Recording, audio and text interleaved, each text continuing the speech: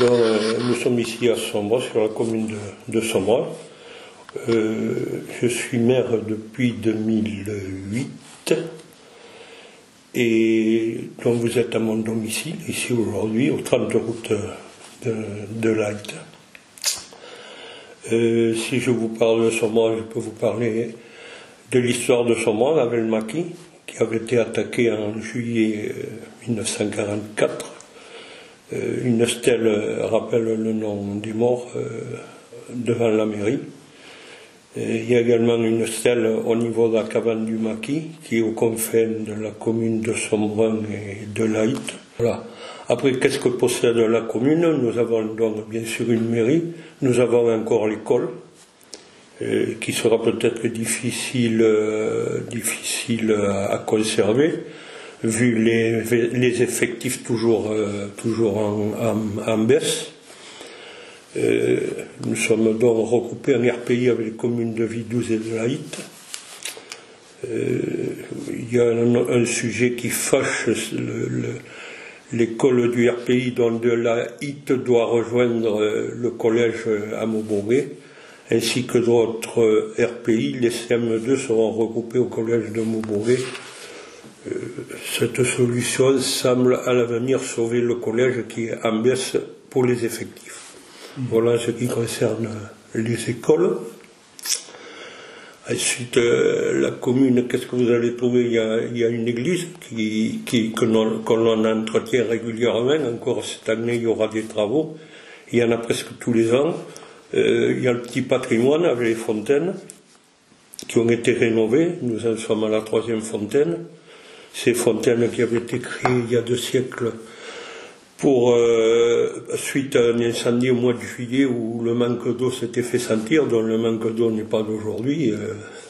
Nous avons eu des périodes sèches à la fin du 19e siècle, d'où la construction de ces fontaines avait des réservoirs minimums, mais qui étaient de 6 mètres cubes. En fait, c'était mieux que rien, je suppose. Après, qu'est-ce que nous avons? Nous avons un château, mais il est privé. Après, qu'y a-t-il de remarquable sur la commune? Bon, le village, il y a des fermes anciennes qui sont remarquables, mais souvent fermées. Certaines ont été restaurées par des Anglais. Autrement, elles seraient encore plus délabrées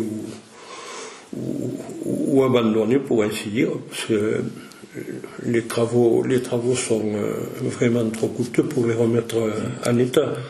Et ces bâtisses ne sont pas adaptées pour des jeunes, surtout aujourd'hui pour le chauffage, l'entretien, parce que les mètres carrés sont 3 fois plus importants que ce que l'on fait aujourd'hui pour un jeune couple, même avec 2 enfants. Voilà. Après, qu'est-ce que je peux vous dire sur ce mois? La municipalité reste toujours consciente et sait qu'il faut entretenir la voirie, parce que si on laisse aller, c'est très difficile à réparer par la suite, parce que ça devient trop coûteux. Donc on a une voirie en état. Au niveau de la défense incendie, qui est une compétence obligatoire des communes, avec un projet sur une propriété privée, nous avons réussi à couvrir tout le village. Comme j'en fais mention sur le bulletin municipal cette année. L'éclairage public, on est passé au LED. Il y a longtemps qu'on a réduit l'éclairage de nuit. Nous étions de minuit à 6h, nous sommes passés de 10h30 à 6h30. Donc ça fera un petit peu plus d'économie.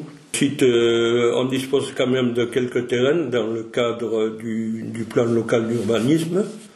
Cette année, il y a une construction qui va se mettre en place.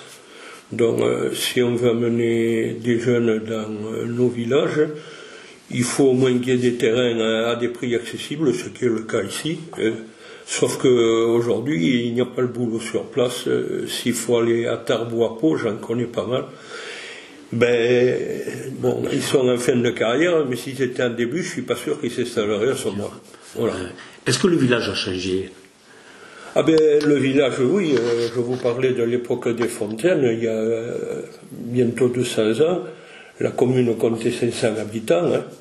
Il y avait le même nombre d'habitants, on appelait ça de foyers, on appelait ça des feux autrefois, qui étaient moins nombreux qu'aujourd'hui le nombre de foyers, mais où il y avait 3 générations, comme dans toutes les communes les communes rurales. D'accord. Aujourd'hui, il y a combien d'habitants ici Aujourd'hui, nous avons 215 habitants. Et on est sur une altitude de combien ici, à peu près Au niveau de la plaine, lorsqu'on arrive à l'entrée de Sombrun, je crois que nous sommes à 185 mètres, le niveau de la rivière. Et après, les points le plus haut sur l'eau de la commune, c'est 300. D'accord. On a quand même un fort dénivelé. On est la commune est au bout du plateau de Gers, en quelque sorte, je pense, qui se finit au château de Villefranche. Voilà. Et là, en passant dans le coin, là, j'ai vu qu'il y avait 2 lacs. Oui.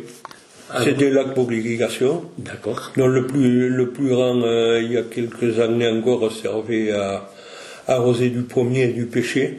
Sauf que ces exploitations ont arrêté ça. Il y avait 2 frères qui exploitaient ça, dont ils ont la retraite, dont l'un n'a pas été repris. Alors c'est des pêchers, ça? Sur le haut, là. Voilà, oui, c'est ce qui reste. Là. D'accord. Hein. Mais tout le coteau qui est en friche était planté, en pêcher, pommier. D'accord. Et était arrosé avec du goutte à goutte à partir de cette retenue collinière. Le bâtiment qu'il y a, il y avait des chambres froides qui ne servent plus. D'accord. Et ici, vous faites, il y a des vignes ou pas du tout? Ici, il y a un hectare de vignes, c'est moi qui suis le propriétaire. Ouais. Ah, d'accord. Hein. D'accord, oui. Et le dernier élevage bovin en blonde d'Aquitaine, sur la commune. Voilà. Après d'élevage, il n'y a plus. Il n'y a plus que. Il doit y avoir un non-résident, même. Je crois qu'il y a 3 jeunes agriculteurs, ou assez jeunes. Il y aura encore, je pense, une propriété à reprendre dans les années à venir. Il doit rester 5 ou 6 exploitations, mais avec des gens qui ne siègent pas sur la commune. Et donc ça ici, ça c'est la restauration du clocher en 2011 par l'entreprise Vignolo dont un des membres, un des patrons habite Sombrun et le siège de l'entreprise est à Vic-en-Bigorre. Voilà.